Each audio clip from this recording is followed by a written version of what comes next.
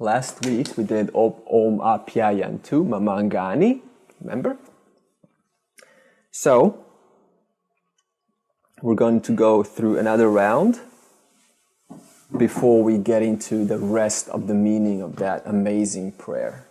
Okay. We'll do it together.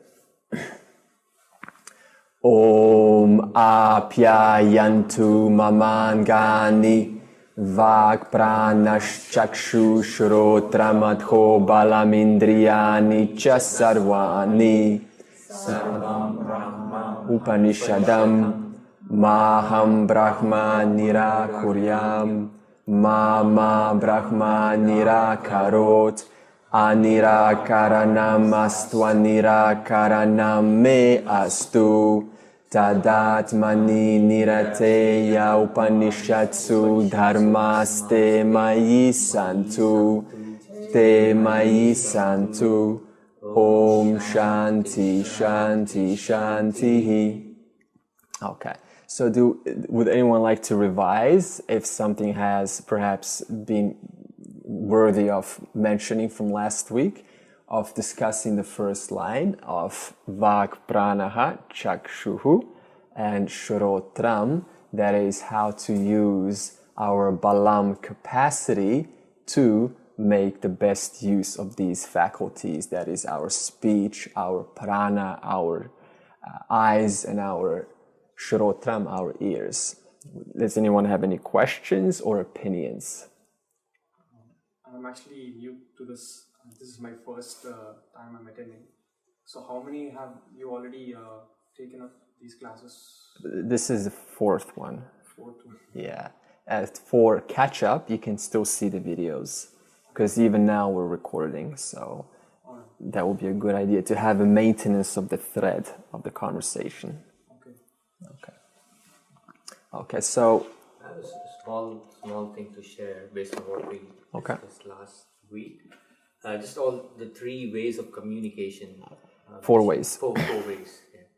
So I did a little introspection. Often when I start that's what it's about. Yeah. Spiritual communication, it often it's not perceived well at the other end, and I had to do some self-introspection to know what it was.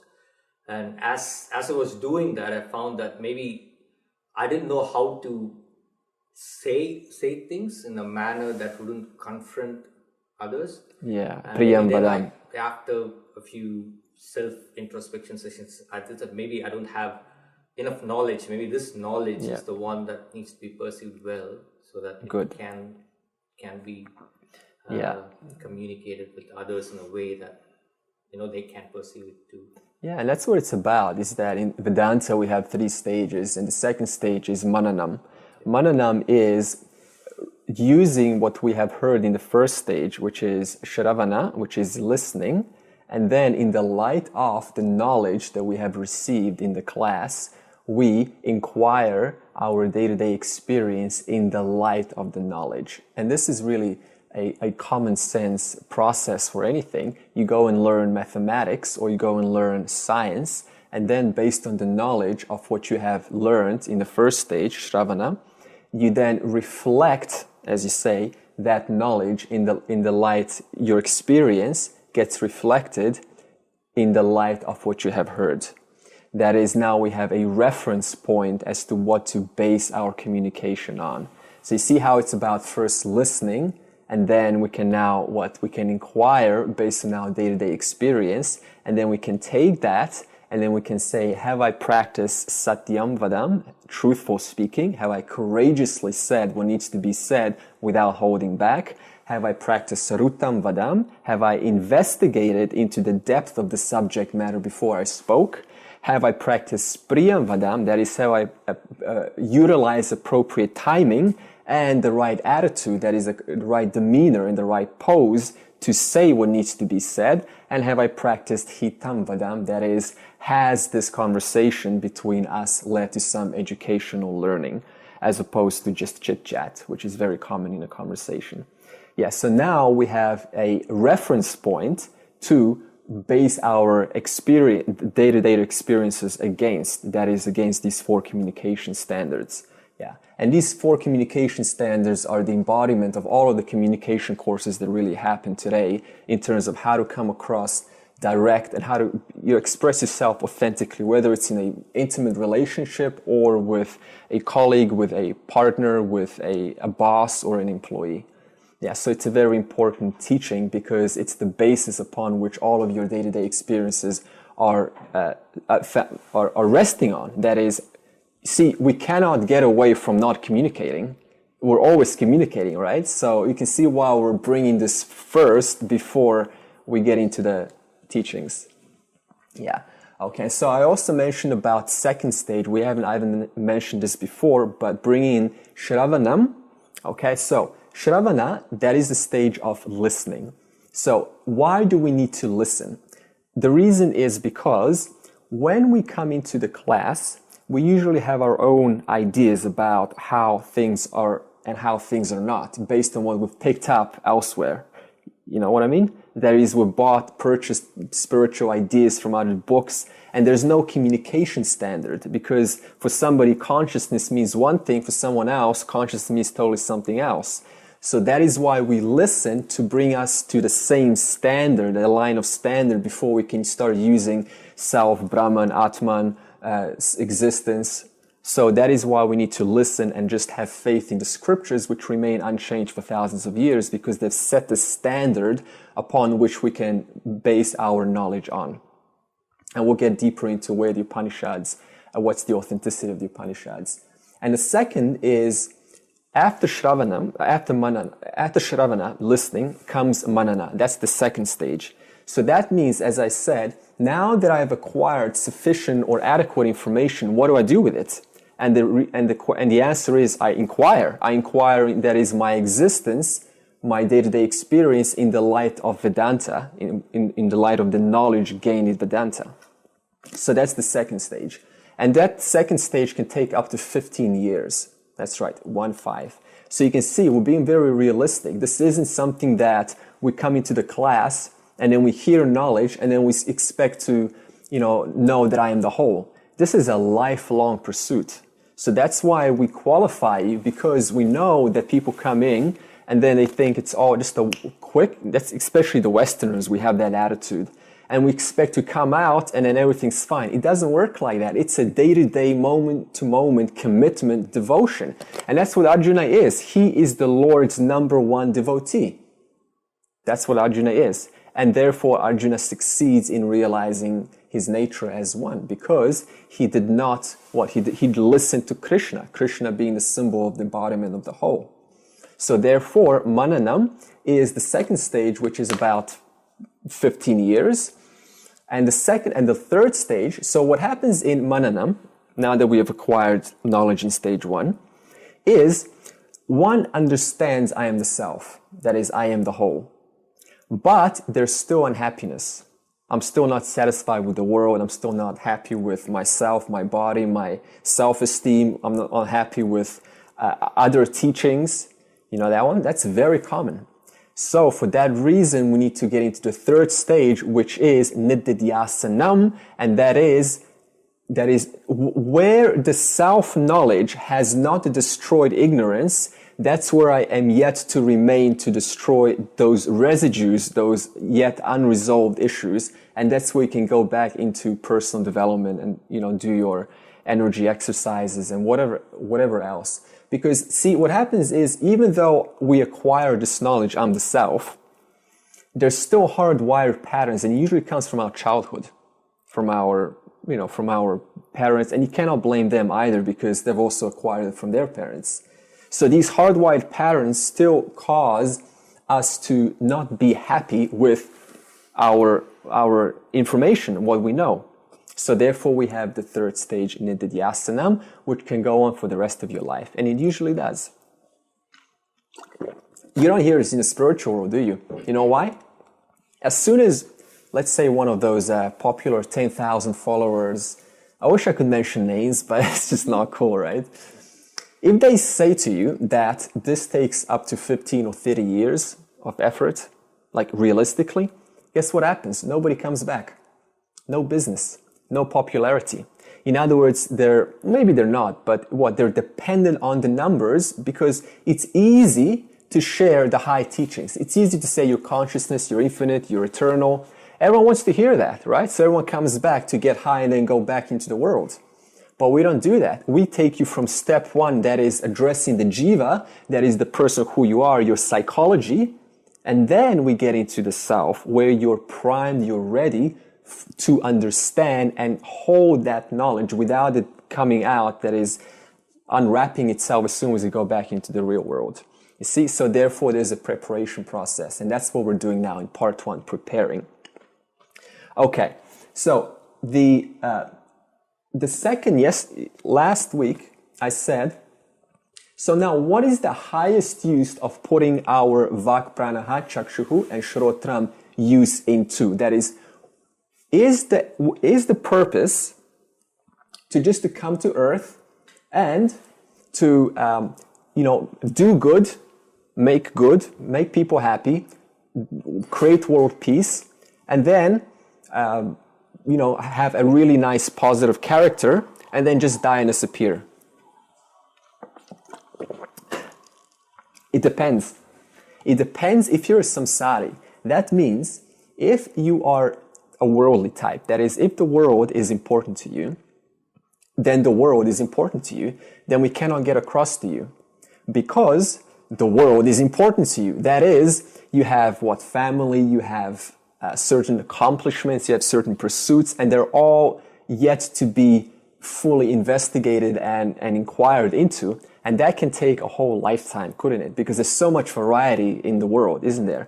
You can get into 50 relationships, 20 businesses, so many children you can raise, you can be popular, you can be famous. There's so many options in the world.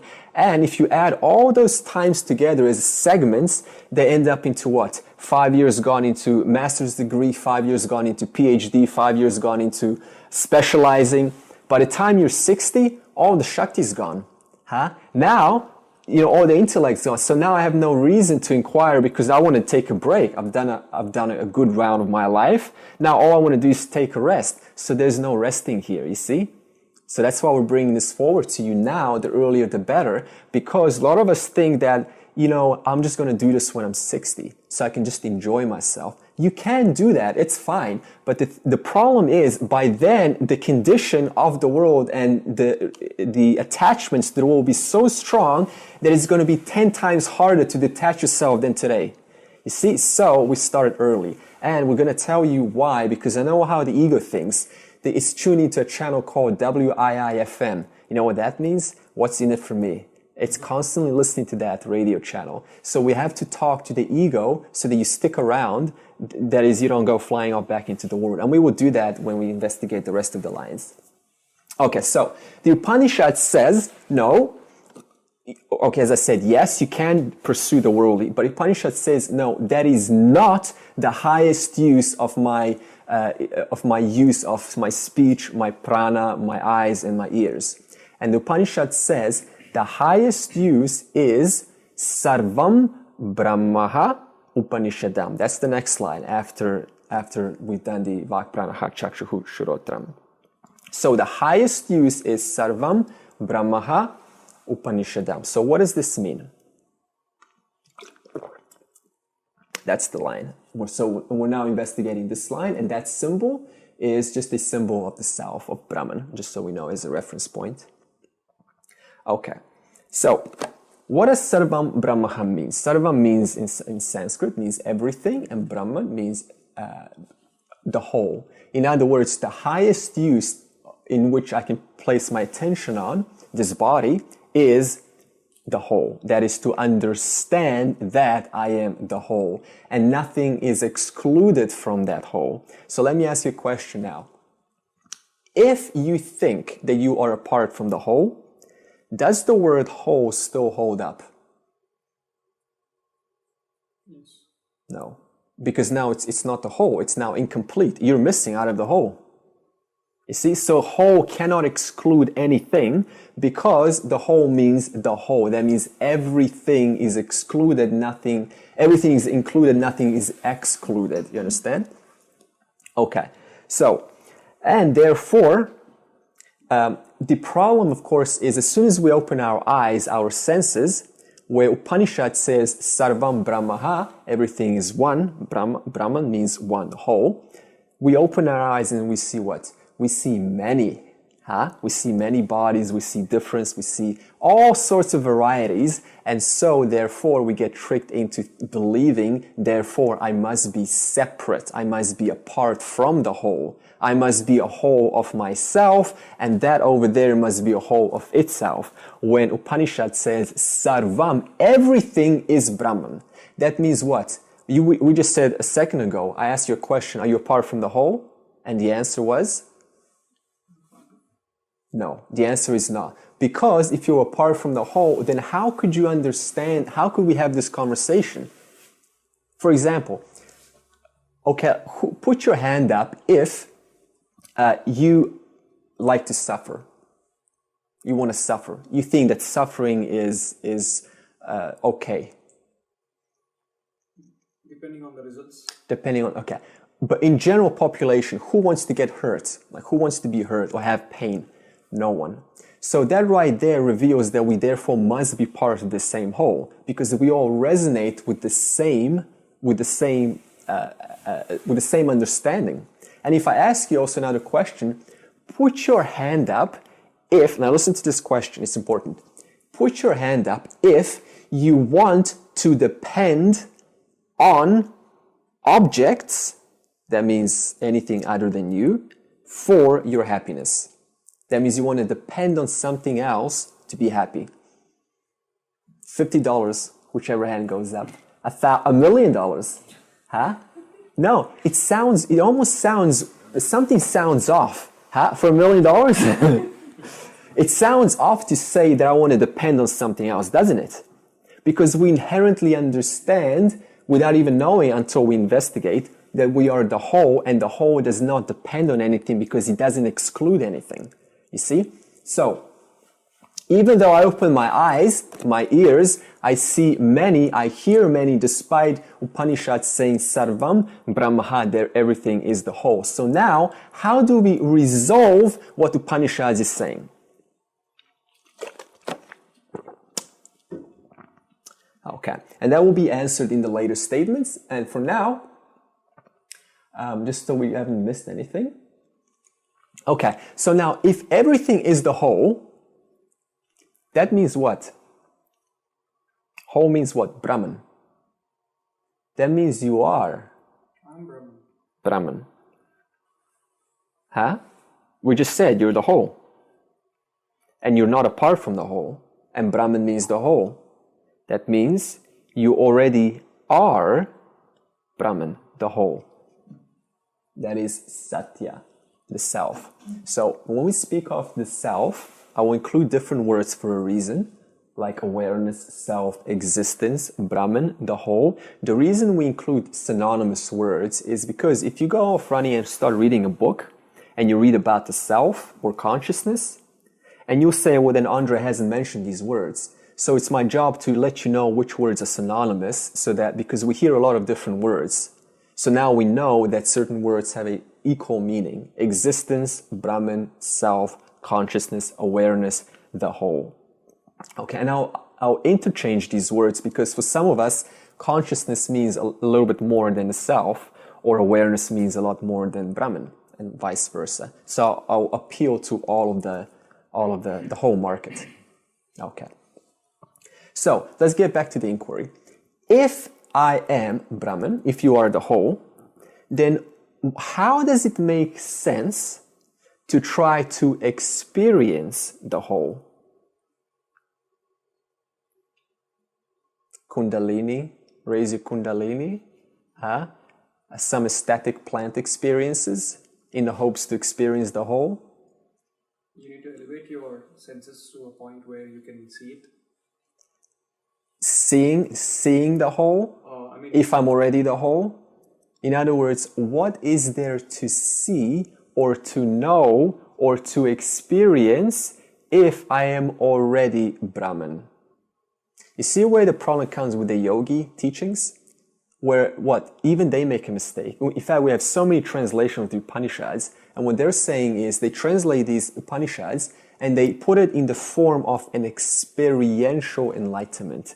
Turiya avastha, that is the fourth state. And even that's been a mistranslation. It's not a fourth state, it's that because of which the three states are known. That is your waking state, this is the waking state, the dream state, which you will dream when you go to sleep tonight, and the dream state, and the deep sleep state, which is when no dreams are appearing. We're going to analyze the three states through Mandukya Upanishads, but for now, therefore, what? If I am the whole, then what can I do to get enlightened if I'm already the whole? Because enlightenment means I understand myself as the whole. And we just said, if I'm already the whole, then what am I going to do to get enlightened? But you're not in a stage to understand it because you're covered with this obstruction. Good, Thomas. So it's a veil, concealing power. We'll get to the three gunas and how to manage the three gunas. So the question was, if I am the whole, what am I going to, quote, do to get enlightened? You need to realize there's nothing to do. That's right. Because no matter what I do, I'm doing what? I am still part of the whole. In other words, I haven't changed anything. I've just tried to gain something which I already am.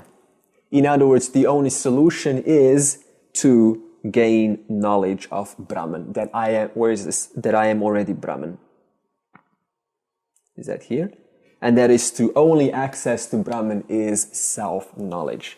That is to remove the idea that Brahman is something apart from me, which is what the yogis do. And I say you got to attain the fourth state. You got to contact, that's what yoga is. I'm going to contact the fourth state, and therefore you got to do a certain sadhana for so long in such a way, certain pranayama, with the Kriya yogis and so on, in order to contact Brahman, when we just said that Brahman is the whole and you're not separate from Brahman. The question. So essentially you do need to do something. And essentially you do need, because there's always a yes and a no. There's a paradox. For example, the confusion is, okay, Andre, you don't need to do something, but then why are we here? Isn't that an action? Yes, it is. So this is where the confusion comes. And that is, okay, so you cannot do anything to attain, to quote, it's not attainment, but I'll call it an attainment, to attain moksha. And yet you need to do something, because if you don't do anything, then you're just going to remain, as you said, ignorant of your existing nature. So in other words, action, it's the very cause which removes ignorance for me to realize myself as Brahman. But if I don't apply action, then I will just stay exactly where I'm at, which is the stage of ignorance. So hence the popularity of those neo-Advaita teachers who basically say you are that now. Yeah. And you just need to rock up and become that. Yeah. Become that, right? You don't do anything else. So I can't criticise because I haven't involved myself in that, but I can see a distinction between this path, if you like, and the common, what would appear to be an easier gig to hang out with a group of people and hey, guess what? We can do this simply. So I can see a distinction here. I'm still sceptical and open-minded about both paths, if you like. Yeah, Neo-Advaita strips out Vedanta and just takes the self. Yeah. And you're not going to understand the self because the mind is not, it's still got distortions. So it's going to misinterpret what I say, what the Upanishads or what the scriptures say. That's the problem with Neo-Advaita. That is, they go straight into the self-consciousness, but they don't even address the very cause that suppresses those teachings from fructifying, which is my own distortions, which I've picked up. Which is why we cannot skip and we need to go through karma yoga in order to undo those distortions. You see how logically it's set up? So Vedanta, like Papaji, popularized that from Ramana Maharshi. And then unfortunately Gangaji also, she picked up the statement, just stop your search. Stop your search. That's her message. Stop your search. You ain't going to be happy with that because you're going to continue searching. And to tell you to stop the search, what? You ain't going to gain self-knowledge. Because how is saying the word stop the search or I am consciousness, how is that going to please you if you still got desires, you still got, usual worldly issues? You see, so we have to address that which is inescapable, which is you, the person, your psychology. Because that psychology is like a blanket which places itself over the mind which is incapable at that time of assimilating, contemplating, and digesting this knowledge. Yeah. I've hung around the Neo-Advaita world all my life, actually, and they didn't do anything. I just knew it intellectually. It wasn't until Advaita Vedanta, to give you the full formula, came along. Only then does everything become clear. Otherwise, you become really intellectually. You come very close in Neo-Advaita. Neo-Advaita, is it called Neo-Advaita? Yeah. But because it's still Mithya, it's as good as this. It's as good as far, far, far away. In other words, ignorance, a little bit of ignorance, and a lot of ignorance, you remove the adjective, it's still ignorance. You see? You're either all in or you're all out. There's no in between. Just one more question on that. It seems to be a lot of momentum around Neo-Advaita, but I'm assuming that people come and go because the teachings don't seem to be substantial. They seem to get a buzz out of it, an experience out of it, and take it back to their real lives. But whether it's lasting or not, I don't know. I mean, yeah, it's a very small qualification for Vedanta. Because we tell you straight up, enlightenment is not an experience. And you don't want to hear it. Ego doesn't want to hear that. Ego wants to hear it's some great blissful state where everything's fine and moonlight and sunshine and rainbows everywhere. So we tell you straight up, enlightenment is just completely ordinary. It's the most ordinary thing because you already are that. Awareness. You're aware now, aren't you? You're aware of this conversation. That's what the self is, that awareness. And there's nothing exciting about that, is there? It's very ordinary. That's why not many come back, because they want it to be some great state. And that is a huge problem in the spiritual world, which is contaminating innocent seekers looking for some. I've been also a victim of that for a long time, where I was expecting some great, like, every time you think of the Buddha, oh my God, he's in some ecstatic state and I want that. That's the ego, you see? Ego wants to hear that, and the gurus will appeal to that understanding, knowingly or unknowingly, and that's why they have such a huge following. And Advaita Vedanta is never going to be popular 10,000 years ago, no more popular than today, because we tell you what you need to hear, but the ego doesn't want to hear it. You see? The ego wants to extract all the good bits and hear just that, but when we tell you 10, 15 years and a lot of work, nah, I don't want that. I'm going elsewhere. So, therefore, today's true self-actualization is extremely small, especially because of our Kali Yuga, where Rajas and Tamas are predominant, and we're very, very active, very erratic in our lifestyle. So therefore, there's very little sattva. Sattva is the clarity. Whenever you clear, that's sattva. And we need sattva for liberation. You see? That's why we're not skipping stage 1, which is the jiva, because the mind remains rajasic and tamasic. In other words, it remains very erratic and also veiled with this cloud of ignorance. And we have to manage that and transform the mind into a very pure, reflective mind, so it can reflect consciousness directly, and therefore I know and I understand. You see? Okay. Just for clarity, may I ask a question? So it's just so there is an experiencer and there is an experience. So when experiencer becomes the experienced, that's the unity you're talking about, right? Yeah, yeah. Oh, say that again. There is experiencer and the experience, right? Okay, so that's subject and object. Experiencer becomes the experienced. So when the observer becomes the observed. The observer becomes, okay, yes, yes and no. I see what you're saying. The subject and the object, satya and mithya, they're two different orders of reality, satya and mithya. You never become anything because there's only the self. We see this distinction, right? When the distinction disappears, then everything becomes the single thing. But yeah, okay, good. So the word, we have to take the word "become" out because that implies it's not already so, and that implies time. So it vanishes basically. So ignorance that I'm not already it disappears, and what already is, the isness of now, is revealed as eternal, as it never been anything other than me, self, consciousness, the total, Brahman. So there's no becoming here. And this is a very dangerous word because it implies that you're not already that. You see? So therefore, ignorance disappears and I realize I already am that. So I don't become that. I just realize, I acknowledge I already was that all along, but my false notions prevented me from understanding that reality. Okay, so therefore, the Upanishads says, our vak pranaha chakshuhu shrotra, our speech, prana, eyes and ears, are not enough to solve this existential problem, which is common to all of us, which is, how is it that I see many, but Upanishad says sarvam brahma, there is only one. How is that possible? And the Upanishads says that you cannot discover that through your speech, your eyes, your ears, because there is only two means of knowledge that human beings have, which are perception and inference. Now let's talk about perception and inference and what they are. Okay. Where are we?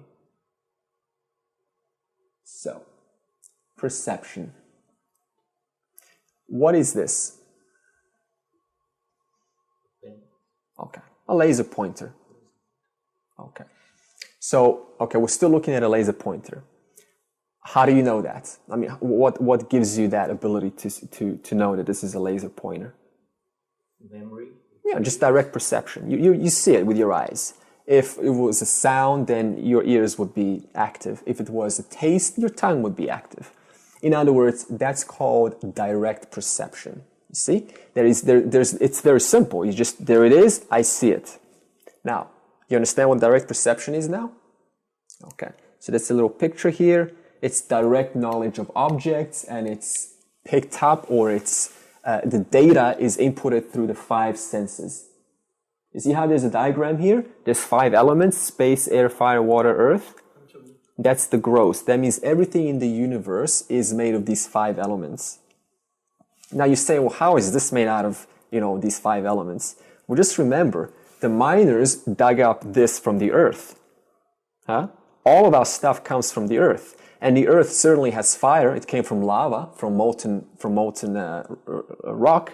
It certainly has water, from all the mixture of the water. So then ultimately what the miners take the microprocesses from Republic of Congo, they dig it up and then they transfer it and they process it and they get metal. In other words, everything in earth, in creation, is out of these 5 elements, the mixture of them. Okay, so you're looking now at these 5 elements. Yes? And now your direct perception has picked it up through your eyes, and then it's gone into the next step, which is the mind. In other words, you didn't really have a feeling about this, did you? Because the mind is emotions. But if I put maybe a tiramisu or a nice cake, you'd probably have some kind of emotion about this, wouldn't you? Okay, so that's the mind. And then your intellect, of course, tells you what this actually is. In other words, it makes sense how do I actually use this, and is this dangerous? For example, if I was holding a gun here, you would have some kind of an emotion about that, and then your intellect would say, run, this guy's crazy, run. So in other words, our minds and intellects are always active, and then of course how we respond is our vasana. That's our tendencies. Okay, that's just a little bit of a revision. Our vasana is whether we remain calm if I'm holding a gun, or whether I am just going to run out, or whether I'm going to scream. That's your tendencies. Okay? All right. So, what happens if I now do this? Can you see the laser pointer? But you can what? Infer there must be a laser pointer. In other words, what? You look at the effect, that's the effect, and you can now infer there must, through what? Through your logic, there must be a cause. So that's the second means of knowledge. It's called inference. Therefore, we call it indirect knowledge, because you didn't directly see the object, did you?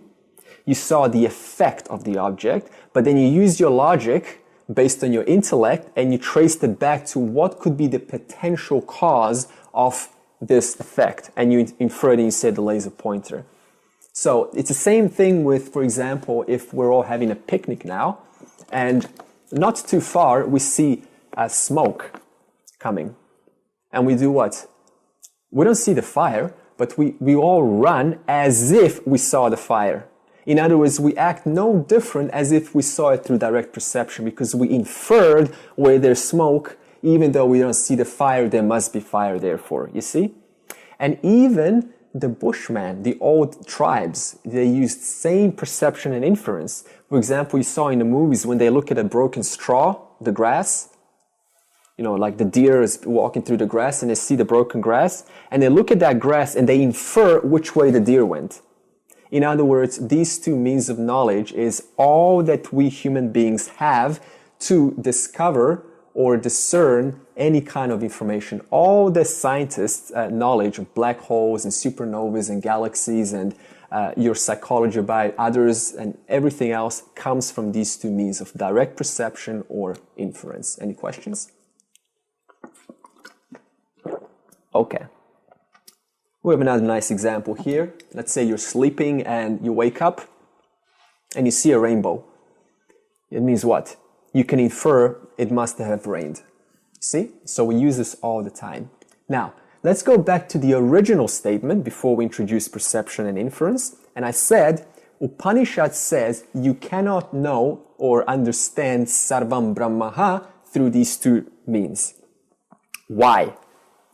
Because the whole Brahman is more subtle than creation. That is, Brahman is more subtle than, it's the subtlest of the subtlest. You see? Why? Because it's the substratum upon which all creation rests on. It's the paper upon which the word can be known to be what it is. You see? Without the paper, you cannot have the word. And the word cannot know the paper because all there is the paper. So therefore, all the word knows is the word, that is itself, the name and the label.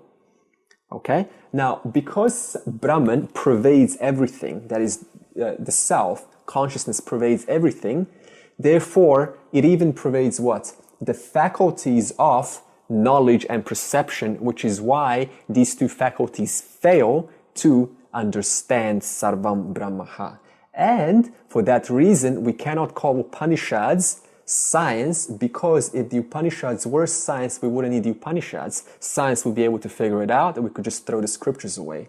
So that's the importance of the Upanishads. That is. So 1 and 2 is our only means of knowledge, and sarvam brahma doesn't work to be discovered through method 1 and 2. And here we just have a nice man. That is the best use of our perception and inference that we've made yet is through this little man here looking at a very small version of what's mithya, which is atoms. In other words, quantum physics comes in and says the best they'll tell you is reality is not as it seems. That's the best they'll tell you. But, okay, why do they do that? Because they look at a form and then they say, well, there's actually, in the spin, there's molecules and there's atoms and then there's subatomic particles and then go even smaller into proton, neutron, and then into quarks and then into bosons and then into Higgs God particle. That's the best that quantum physics can do. So in other words, they just keep going deeper into mithya. Because why? They're dependent on perception and inference. And perception and inference cannot cross the line and discover Brahman. That's why you need the Upanishads. Clear? Is that curiosity good or bad?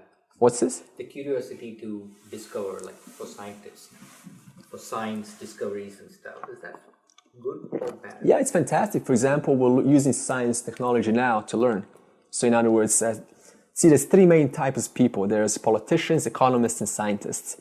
And throughout history, these three have been the primary means of improving our politicians, that is, relationship with the nations and within the country, economists, the wealth of the country, of the nation, and of course the scientists who do what? Improve the luxurious standard of living for us human beings. And these three have played a substantial role for our humanity. However, that's the secular.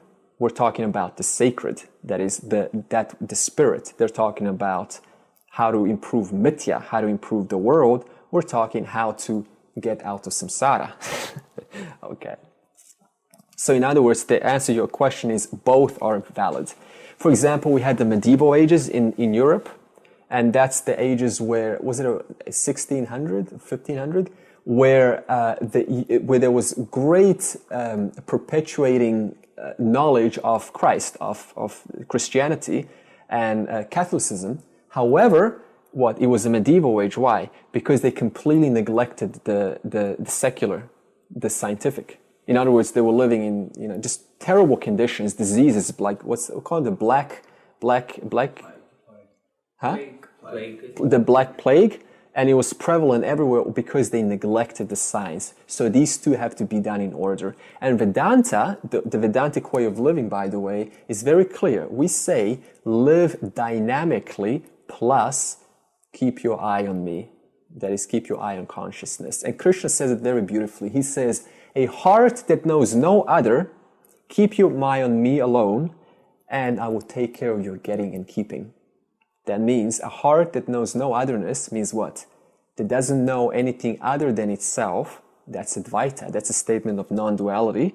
Keep your mind on me, consciousness, and I, that is Ishvara 2, Brahman, because it's both Ishvara 1 and 2, Ishvara 1 and 2, will take care of your getting and keeping.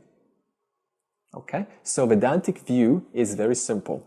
Dynamic plus keep your mind on me, and I will take care of your getting and keeping. Versus the standard way of law of attraction or the secret, and just think about what getting, accumulating, more. That is fine, but you're neglecting yourself. You're neglecting Brahman. You see? Okay. So that's the best use that we have of number 1 and 2, which is quantum physics.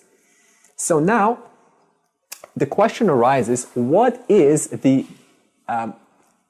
authenticity of the Upanishads? And if the Upanishads are independent means of knowledge, that means they don't depend on anything else. They don't depend on science. Then the question arises, okay, then how can I trust the Upanishads, right? Because there's no way to verify it. Because remember, 1 and 2, perception and inference cannot verify Upanishads because Upanishad says there's only one. So how do we verify that statement if 1 and 2 is invalid? It's very simple. Okay. So that is how to verify its truthfulness. Let's talk about, bring the equation of energy equals mass times the speed of light squared. You know, the E equals mc squared formula by Einstein. Okay. When that equation came along, do you think that Einstein simply wrote a report in the newspaper journal and that was just accepted without any confrontation? No way. There was a lot of what? There was a lot of... So what happened is he went to a scientific community, and his job was to express this statement, energy equals mass times the speed of light squared. And what happened? It's like the whole auditorium, they just provided contradictions and ways to break down that statement in every way possible.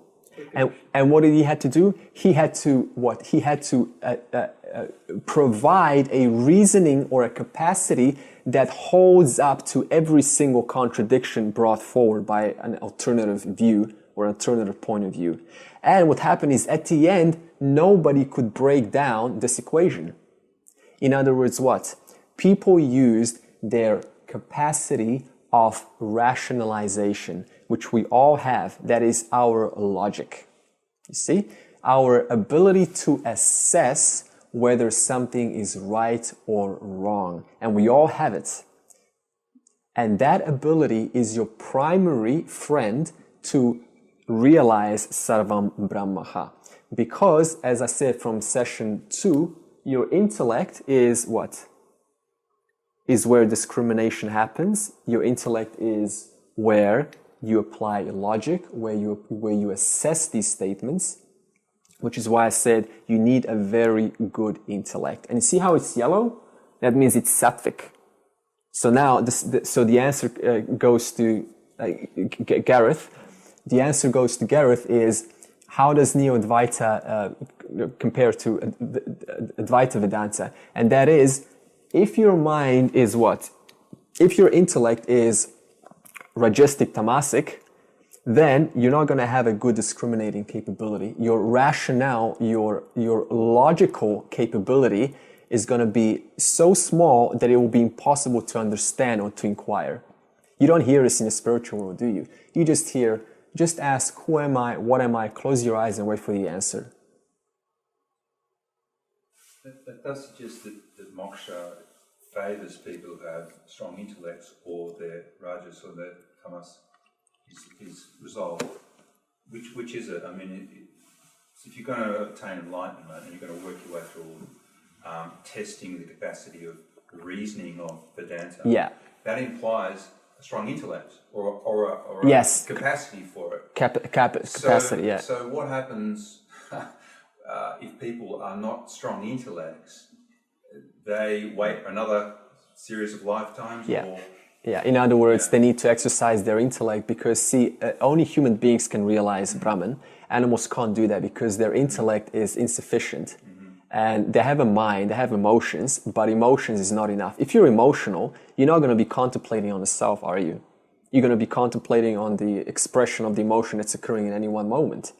In other words, the intellect needs to be exercised very well, and we help you to that by educating you about karma yoga, which is what purifies the intellect, so that you can actually inquire. See how we don't skip anything? Otherwise, we don't just let you go out there, I am Brahman, but how long is that going to last? Okay. So therefore, the reasoning capacity is used to understand if anything makes sense. And we use this in our relationships with people, with ourselves, with our customers all the time. Could this be true? Is it true? Based on what is it true? What, all sorts of questions that arise, that comes from what? Your reasoning capacity. And that same capacity we use to test if the Upanishads are correct. So now we come to a new topic, which is, if we have this reasoning capacity and the Upanishads have survived for thousands of years, is it not logical or reasonable to assume they were probably questioned by many rishis from different viewpoints? In fact, the Upanishads, even themselves, if you don't ask any questions, they themselves will ask questions to break down their own logic. That's how that's what they do.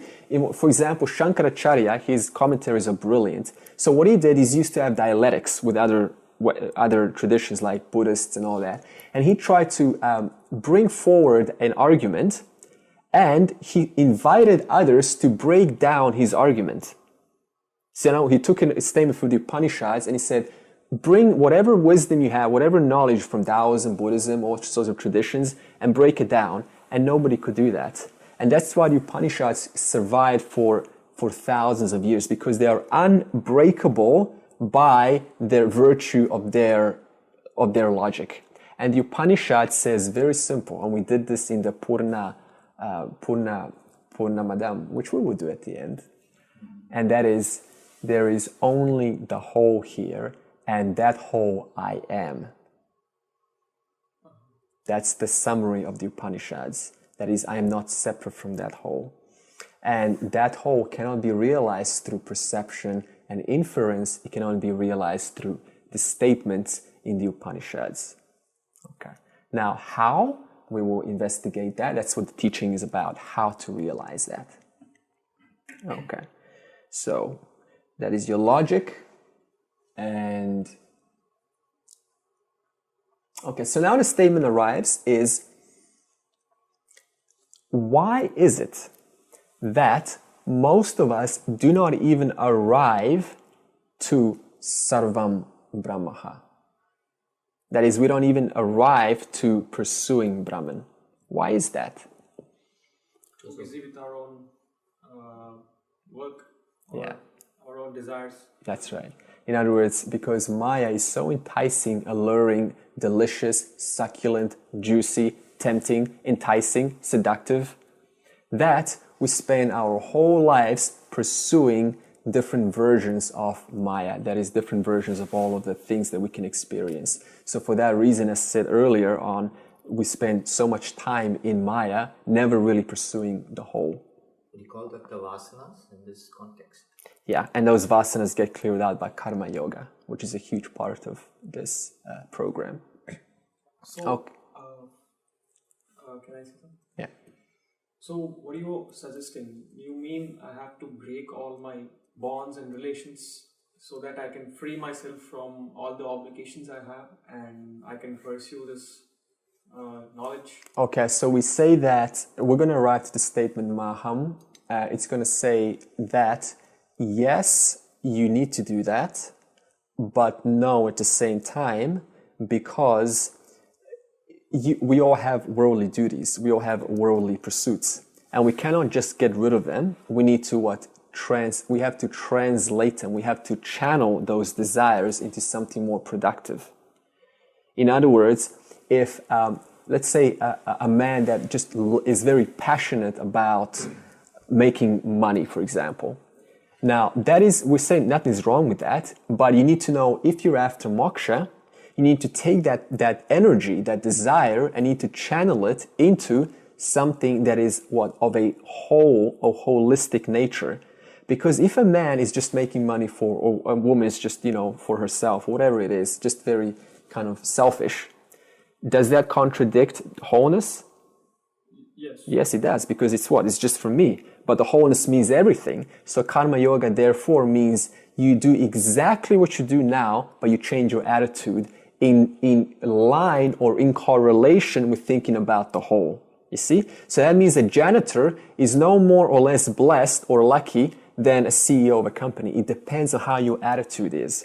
A janitor could be cleaning, for example, the floor, and a selfish janitor, this is called a worker, will say, I'm just doing this for myself. I am just doing this to make money for myself, for my family, and for my little survival.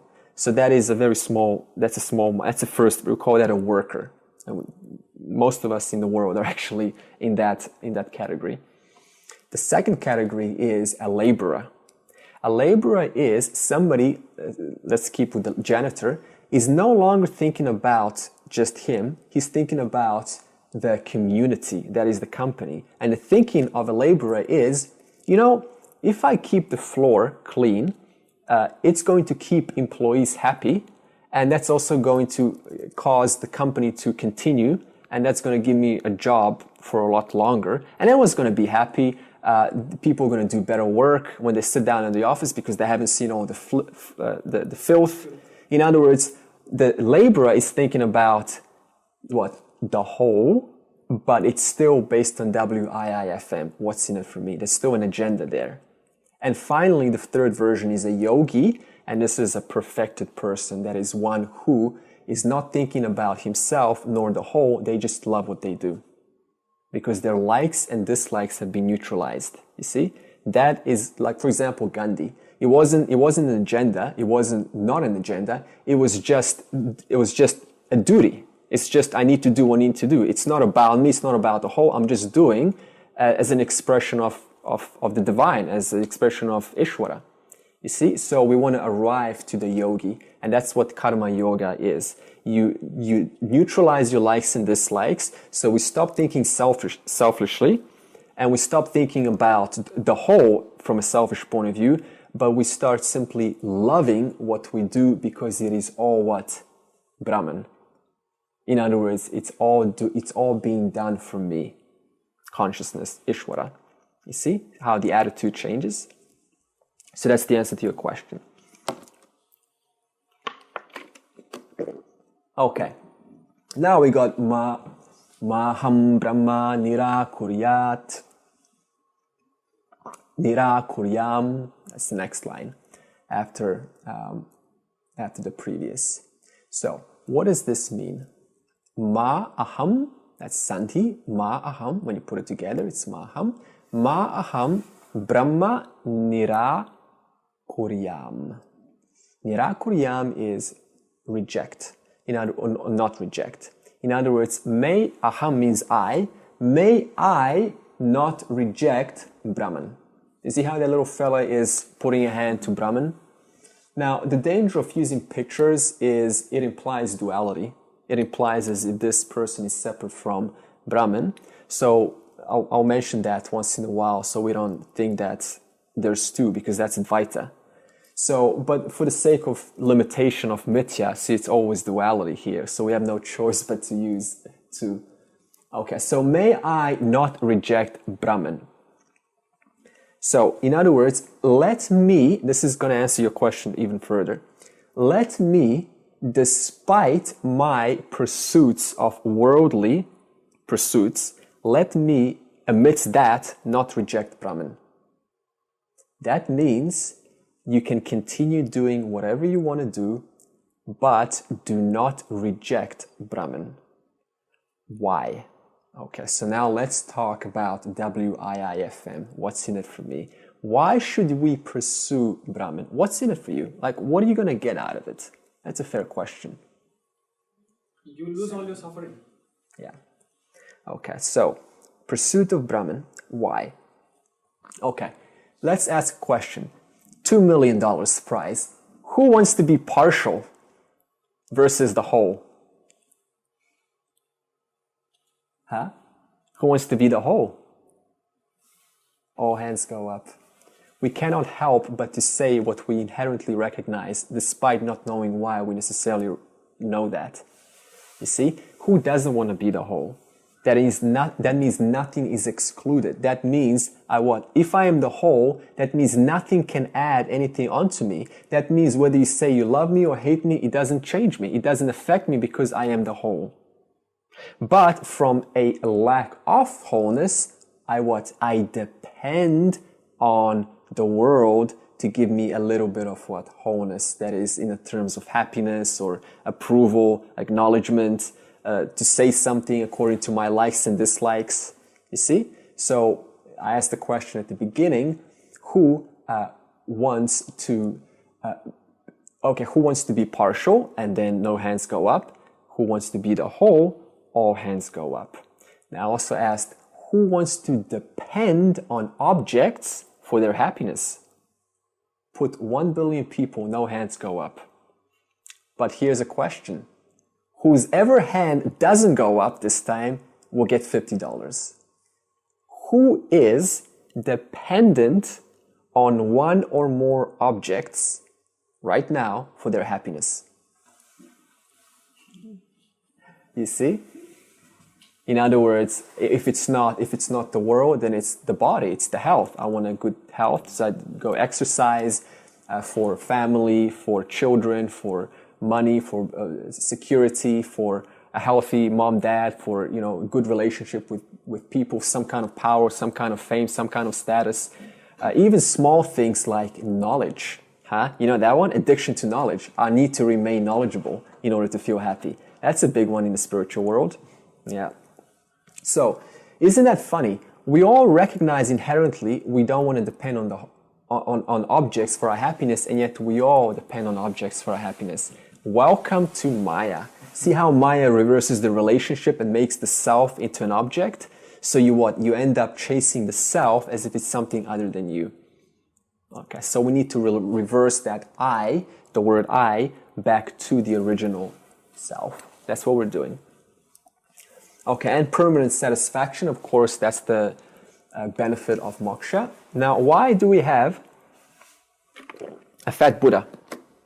Why is the Buddha fat? Big stomach.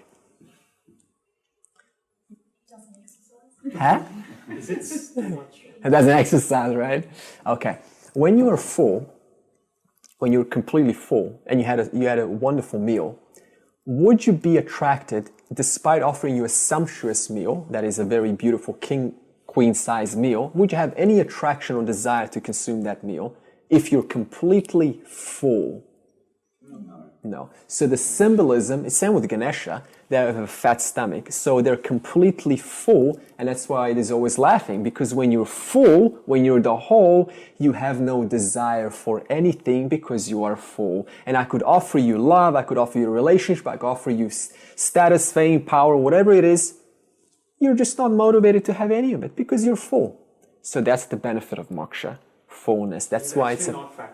Huh? So he's actually not fat. He's actually not fat. Yeah. It's the symbolism. It's very subtle symbolism. And India is full of these beautiful symbolisms, actually. Same with Ganesha. We can talk about his long tusk. And notice how it's on one side and there's a trunk broken. What does that mean? Non-duality. Non-duality. One, not two. You see, Advaita. Okay, and he's holding a bowl of sweets in one hand. This is Ganesha. What does that mean? The fruit of self-knowledge. The fruit of self-knowledge. That's the fruit. And the Ganesha is what? He's standing on a rat. Why is that? His servant. Yeah. And rat is what? A symbol of desires. In other words, the Ganesha has conquered his desires. In other words, the desires don't leave. Moksha doesn't mean your desires leave. Your desires continue, but you have conquered your desires. In other words, the desires no longer hold any power because why? I am full. Therefore, despite desires occurring, I have no motivation to participate because I know I am the whole. Clear? Okay. Cessation of suffering. Okay, now this is something that gets misinterpreted in the spiritual world. It doesn't mean that suffering doesn't occur. Okay? Because suffering occurs where? Suffering is jiva. And jiva is what? Three bodies. The gross, the subtle, and the causal. That's the jiva. So what's the jiva? The gross body, that is this. The subtle, that's your mind, your intellect. And your causal, that is your subconscious mind. That which causes you to be the way you are. Or we can also say the jiva is the five koshas, that is the five, that which makes the jiva is the gross body, the gross kosha, the prana kosha, the mind kosha, the intellect kosha, and the vasana kosha.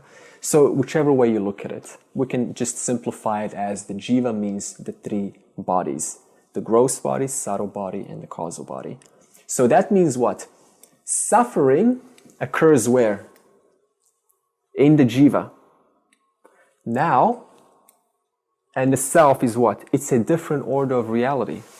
So that means what? Let's go back to the earlier. I said we need to re-identify the I from what? The body and the mind, that is from the jiva, the three bodies, back to original awareness. That means no matter what happens in the body, as it will continue to happen, that is thoughts, pain, toothache, so on, that will continue. But because the I no longer identifies with the body, it's as good as saying it's not even mine.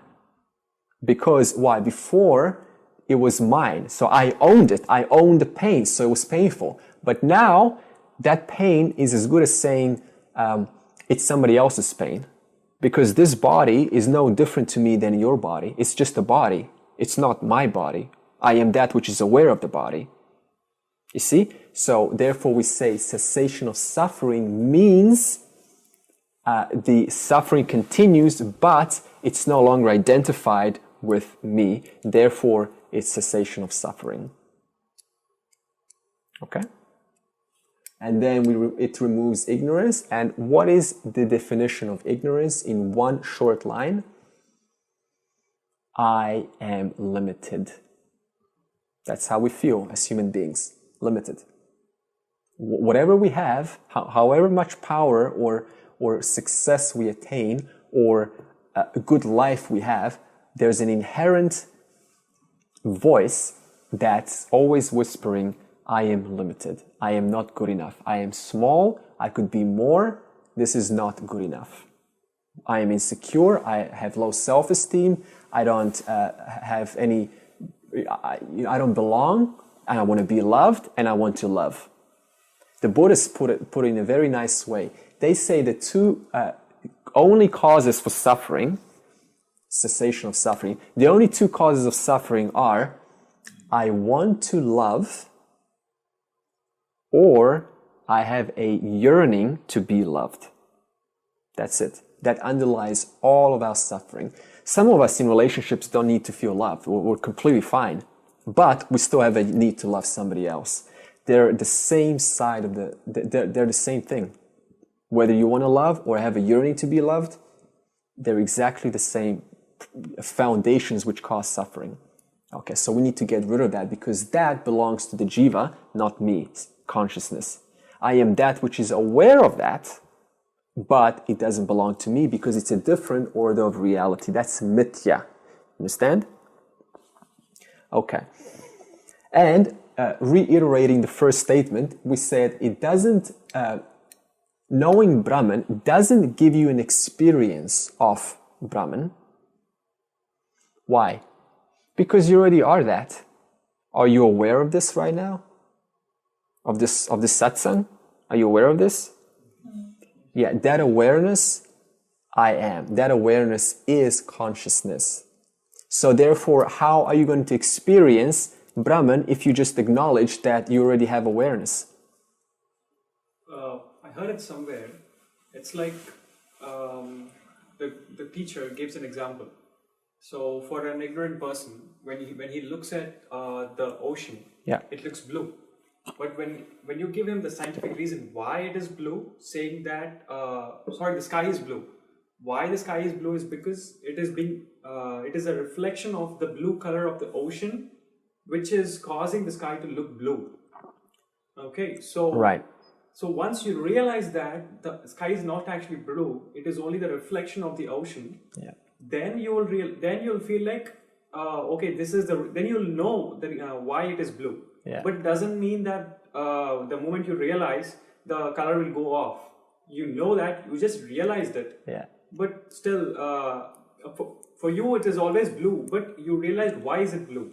So the knowledge of why it is blue is what is which is similar to realizing Brahman. Yeah. The knowledge of why it's blue. See, you don't even, because that's mithya. You don't have to know why it's blue or why things are the way they are. Only Ishvara knows everything. Okay. I just have to know the essence which constitutes the ocean, which constitutes the sky, which constitutes everything. That is, I don't have to know anything other than myself. That's why cessation of suffering. That's why there's permanent satisfaction. Because as long as I'm chasing for individuality, particulars of different objects and different how things work, I'm engaged in mithya, and mithya is endless. This is actually, are we on the same line? Are we on the same page? Somewhat. Okay. This is actually one of the things that happens in the spiritual world is that some gurus try to make you think that enlightenment means I have access to Ishvara, to God. That's completely false because jiva will always remain a jiva. A jiva will always remain limited in its own knowledge. Only Ishvara has knowledge of everything. Like your car breaks down, what do? We go and call the what do you guys have here? The Vic roads. There you go. We got NRMA in New South Wales. Okay, so. But see, so it said. So my job here is not to know individuality of different things, how they work. It's just to know that which is that which pervades all of these things. That is mithya, which pervades existence itself. So we use the example of the jumper and the wool. You see, the jumper has always got a different form, doesn't it? A form of the ocean, a form of the sky, a form of an emotion, a form of a thought. But what is the constituent of the jumper?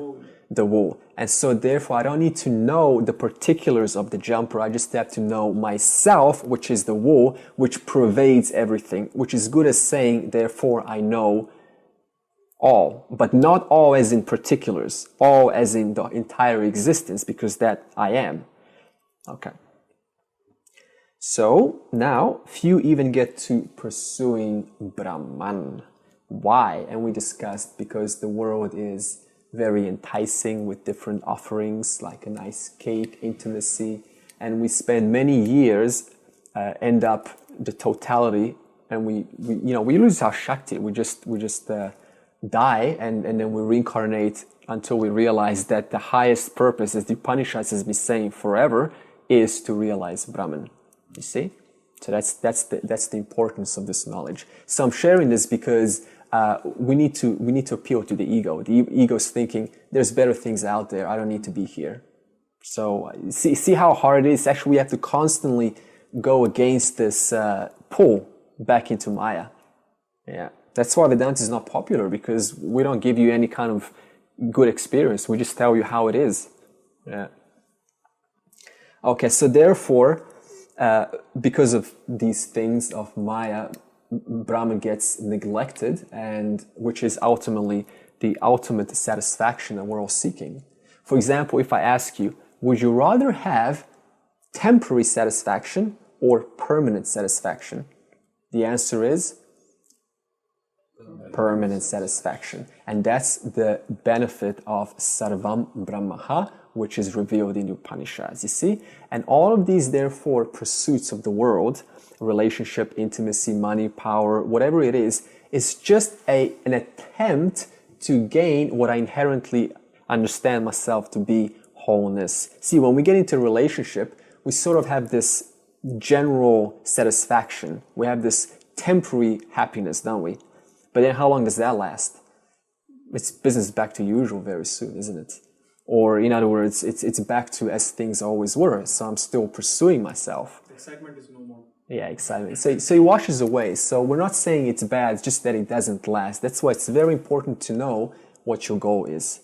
Otherwise, you'll go back into these partial joys versus that joy which takes a lot longer to attain, but when it's attained, no joy in the world can come even close to that, because I am the whole.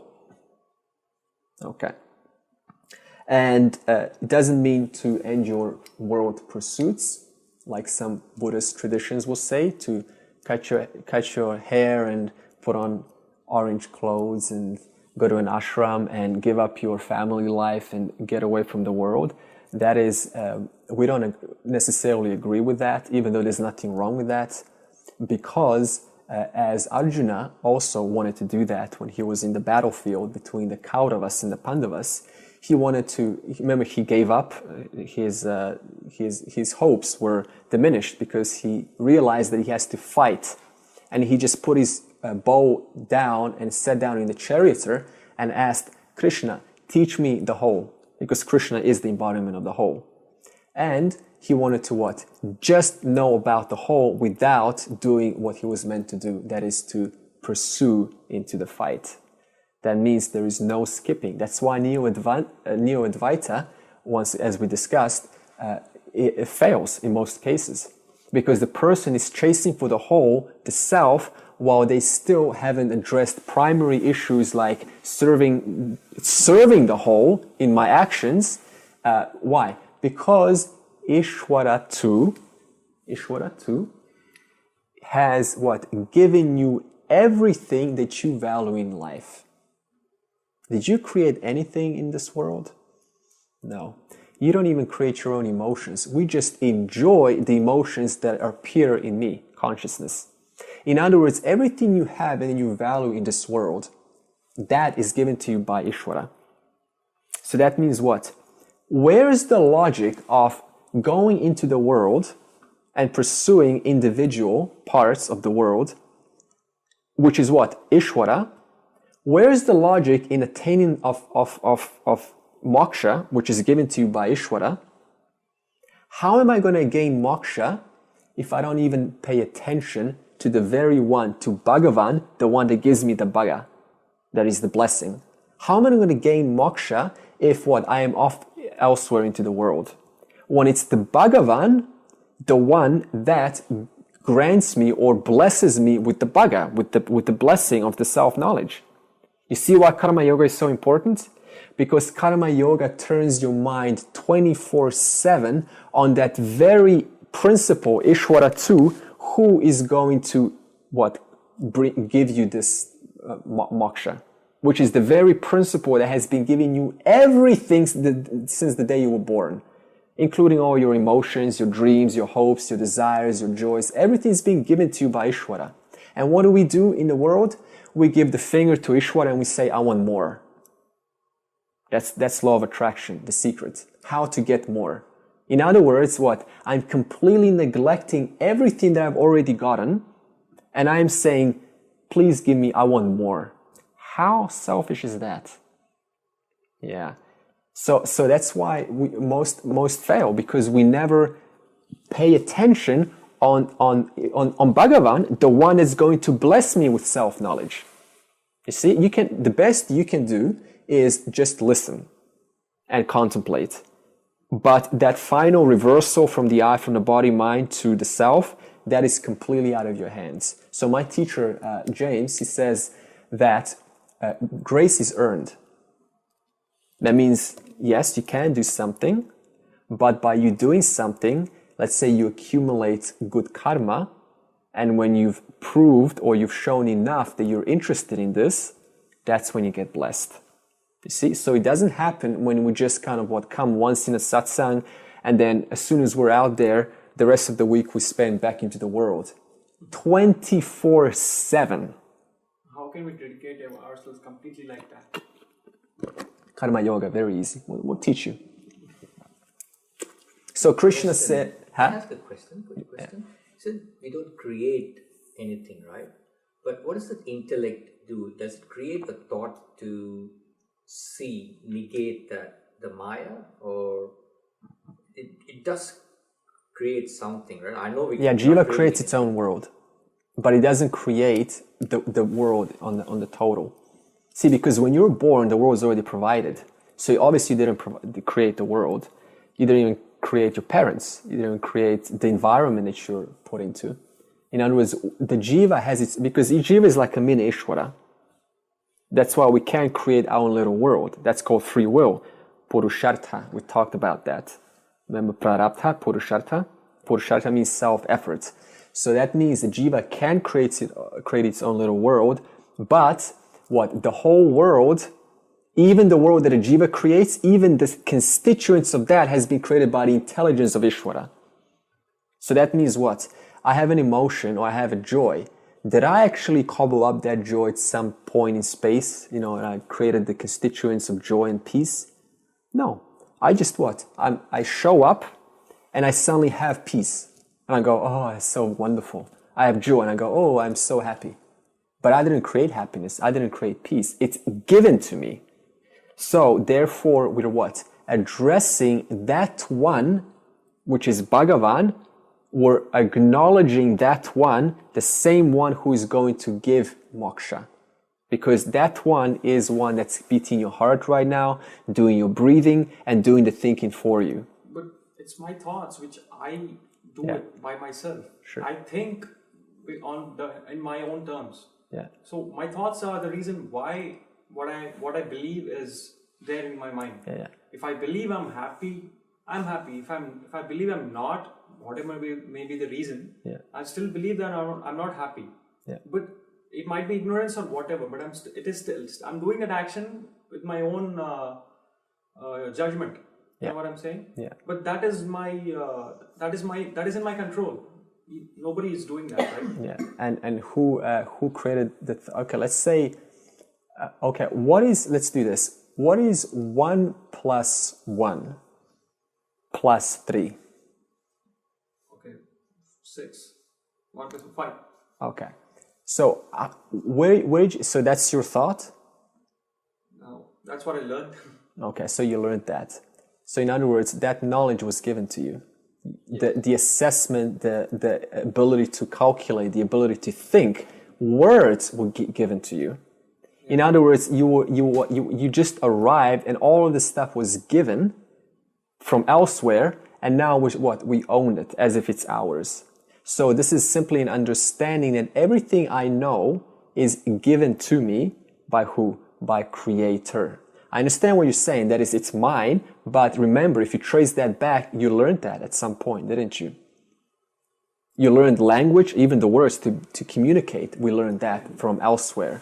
and we trace it all the way back. Where does it all come from? Okay, From so the what creed. if I was born in an island? There was nobody else. As a human being, I was there. I'm ignorant. I'm absolutely ignorant. I don't know any technology, no language, nothing. Yeah. But I can grow because I do have the desire to eat, so I eat. You know, I eat, I grow up, my body grows, I become a full-fledged human being. Yeah. So nobody taught me there. It's just my own understanding of what I, perceive from my thoughts. Okay. What happens when you eat, when you put the food into your mouth? Are you digesting that food? Yes, the body does the thing. Yeah, but are you actually telling how what enzymes to release and how the vitamins and the proteins are going to get dispersed into the body? No, that's So that's what it's beyond our knowledge. So what I'm saying is it's that which causes you the thought, how all the neurons are firing off right now. You're not doing any of that, are you? You're just having a normal conversation. But the amount of things that are happening right now for us to communicate is just so much that I don't even know how that all works. In other words, the faculty for communicating, the faculty for living, the faculty for being a human being is totally out of my control. Look, I understand there's an inherent knowledge in my body, which is it knows how to digest food, how to breathe when I'm sleeping. That is all there, I understand that. Yeah. But what I'm saying is, isn't there a limit to that? I mean, my thoughts should be in my control. That's what I'm saying. Yeah, they are, but they're not. From a Jiva's point of view, from your point of view, you are in control. But from an Ishvara point of view, creator, you have zero control. Okay, so if I raise my hand like this right now, I'm not in control? Yeah, so I did this with my own judgment. Yeah, so from your point of view, from a Jiva's point of view, that it appears like you have control. But in actuality, we will cancel that teaching and we'll say you actually have no free will. And that's going to be a big surprise because we think we have free will. You think right now you're speaking and thinking and having this conversation. From your point, yes, you are. But from Ishvara 2 point of view, it's Ishvara 2 who's moving you, who's animating you. You're doing none of it. Yeah. To arrive to that, we need to go through the teaching. Yeah. But I know where you're coming from. So that's why it's very systematic. You used a good example, I think maybe 2 weeks ago. You asked us, who knows what they're going to think in 3 minutes? Yeah. And none of us know. Yeah. In other words, what we think we're in control. Yeah. But then if I ask you, if you really are in control, then what are you really going to think in 5 minutes from now? Write it down. I'll give you $1 million. There's no way. What you're going to write? You don't even know what you're going to think, and yet we think we're in control. Okay, in other words, Ishvara is providing the thoughts, and then we out of our own ignorance, we own those thoughts as if I made those thoughts. You see? Okay. So Arjuna also was in a pickle where he wanted to run away, and Krishna then said, you cannot just gain self-knowledge. It's not that easy. That is, it's not that easy just to realize Brahman by hearing this knowledge. And the question was, of course, why? And the answer was because the mind has certain distortions which we have purchased or bought or hold onto, which prevent us from interpreting these teachings the way that the original source was meant to provide. You see? So therefore, we have to undo those distortions, which are obstructions to understanding self-knowledge. And we do that through karma yoga, to undo these distortions. So you see the logic now of karma yoga? So the logic is that the mind is full of distortions, and those distortions are going to filter whatever we hear according to its own version of understanding. And as long as that's there, this is not going to work. So we first have to remove those obstructions before the direct statements of the Upanishads and the Bhagavad Gita, which we're studying, can actually hold direct meaning and have direct impact on you as a human being. Yeah. Okay. And let's continue the last Maham Brahma Nirakuryam. Okay, we'll cover Mama Brahma Nirakarot. That is, let Brahman not reject me. Now, that's a little weird statement, isn't it? How can the whole reject me if I'm part of the whole? Right? So this we will talk next week. Now, let's do our wonderful, and also next week we will go into scripture and continue the Bhagavad Gita chapter 2 verses 11 to 31, and where Krishna starts to educate Arjuna about the self, the qualities of the self, that is of Brahman. Because remember we said self, Brahman, they're the same words. And where Arjuna now gets to understand a little bit, and we will see how Arjuna doesn't get it. And then Krishna goes, well, this guy obviously, I've given him all there is, I've given her all there is, and they're not getting it. So now I have to what? I have to give you karma yoga to purify your mind. And we will see how this unfolds. Okay. Let's do our favorite verse.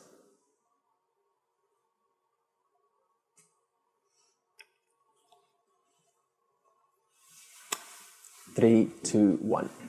Om Purnamada Purnamidam Purnat Purnamudachyate Purnasya Purnamadaya Purnameva Vashishyate. Om Shanti Shanti Shanti. So we'll continue next week, Tuesday, 6:15 chanting, or 6:30 the class will begin. And this video recording will be up by tomorrow. So you can, because there was a lot of information. I cannot really tell if I'm saying a lot or saying a little. So that's why it's good to watch the video if you have a chance just to revise. Because what we're doing in class, we're planting seeds, and these seeds need to be watered. And watering means revision. And the only revision you'll get is through revision. Right? So that's how the knowledge fructifies, by repetition of hearing Vedanta over and over again. That's why Shravana and Manana are 10 to 15 years. I'm just telling you the worst case scenario, by the way. So you're not... 10 years is not bad. Yeah. Worst case. It should be fine. I mean, you're going to spend your life there anyway. You know, it's going to go like that. This is not like you're putting a body or something. This is the ultimate thing. This is the highest of the highest. Upanishads, there's nothing higher than this. Otherwise, I wouldn't be teaching this. I've always been interested in highest of the highest. I'm not interested in wasting your time with, there's so many other great seminars on mithya, how to make money, how to date, how to have a good time. There's wonderful people who do that. But when you're ready for the final, when there's nothing other than just me, consciousness, then you come to the Advaita Vedanta. Yeah. So, and you got to have a lot of dedication, fortitude, and commitment to do that. Yeah. Because I've been in these classes for many years, and I know the patterns of people coming and going, and the ones that stay, boy, do they make a change, a great change. And Krishna says a beautiful statement: there is no greater purifier than self-knowledge. That means you don't have to get into self-help, personal development, and all this other stuff. Just this knowledge alone will transform you. Yeah, that's the point of Vedanta. If your life's not being changed, there's no point of Vedanta. So that's what this knowledge does. It transforms. It removes the false notions, and it reveals that which is pure, which is clear, which is always here now. So everything becomes clear. The whole world kind of takes on a transparency. Yeah.